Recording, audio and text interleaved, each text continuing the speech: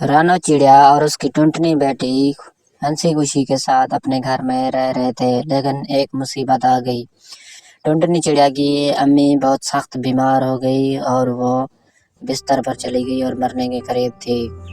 तो इस पर टुनटुनी चिड़िया की अम्मी बहुत परेशान थी कि मेरी बेटी का पता नहीं क्या बनेगा अगर मैं मर गई तो टुनटुनी चिड़िया उसे कहती है कि अम्मी जाना फिक्र ना करें, दुनिया में बड़े बड़े बादशाह भी चले जाते हैं तो पीछे दुनिया ख़त्म नहीं हो जाती। अगर आप मर गई तो मैं अपने आप को संभाल लूँगी। तो इस पर टुनटुनी चिड़िया की अम्मी उसे कहती है कि बेटी वो बात तो ठीक है, दुनिया ख़त्म नहीं हो जाती, अगर मैं मर भी गई तो तुम्हें कुछ नहीं होगा। असल में एक चीज़ तुम्हें देनी थी। तो टुनटुनी चिड़िया उससे कहती है कि वो क्या चीज़ है। तो टुनटुनी चिड़िया की अम्मी उसे कहती है कि हमारे घर में एक संदूक पड़ी है जो कि पुरानी है, उसके अंदर सोने के जेवरात पड़े हुए हैं, अगर तुम पर कभी मुश्किल वक्त आए तो तुम वो इस्तेमाल कर लेना और अपनी ज़िंदगी को अच्छा कर लेना। टुनटुनी चिड़िया और उसकी अम्मी को पता नहीं होता कि ऊपर गौरी कवि भी सुन रही होती है। गौरी कवि जब ये बात सुनती है तो उसके पेट में मरोड़ आ जाता है।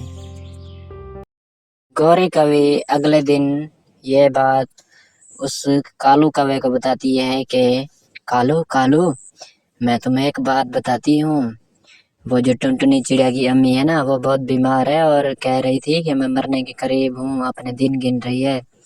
लेकिन मज़े की एक बात है कि उसने अपने कमरे की पुरानी संदूक में खजाने के जेवरात छुपाए हुए हैं।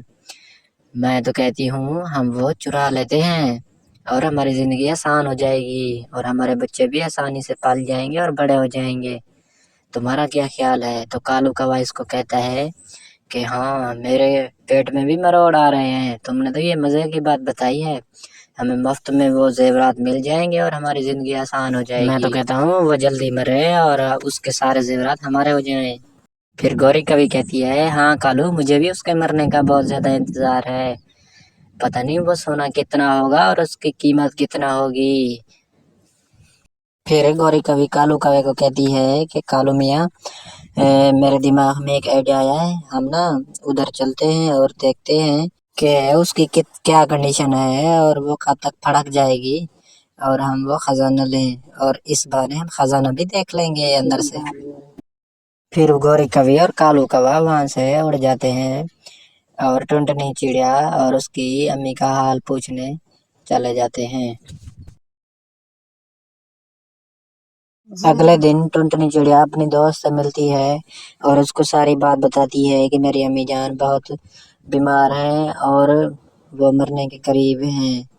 तो इस पर उसकी दोस्त उसे कहती है कि टुनटुनी चिड़िया तुम्हें सब्र से काम लेना चाहिए, ये दुनिया फानी है और तुम परेशान ना हो, मैं हर मुश्किल में तुम्हारा साथ देने के लिए तैयार हूँ, मैं तुम्हारे साथ हूँ, तुम फिक्रमंद ना हो। कुछ देर बाद टुनटुनी चिड़िया घर आ जाती है, लेकिन घर जैसे ही आती है तो क्या देखती है कि उसकी अम्मी उधर मरी हुई पड़ी थी। इस पर टुनटुनी चिड़िया बहुत अफसरदा होती है और रोने लगती है। इतनी देर में उसकी दोस्त भी उधर आ जाती है और उससे बहुत अफसोस करती है और उसे सब्र करने का कहती है। टुनटुनी चिड़िया और उसकी दोस्त गम मना रहे होते हैं कि उधर कालू कौवा और गौरी कौवे भी आ जाते हैं, वो भी उनके गम में बराबर के शरीक हो जाते हैं।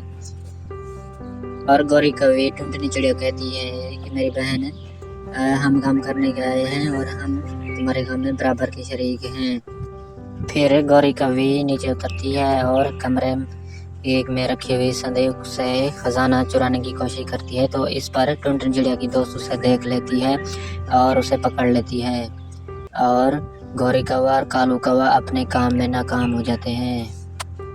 तो दोस्तों, आपने बताना है कि हमारी स्टोरी आपको कैसे लगी, कमेंट में बताइए और हमारे चैनल को भी सब्सक्राइब कीजिए और बेल आइकन को भी दबाइए ताकि हमारे इस तरह की हर स्टोरी आप तक पहुंच सके। शुक्रिया।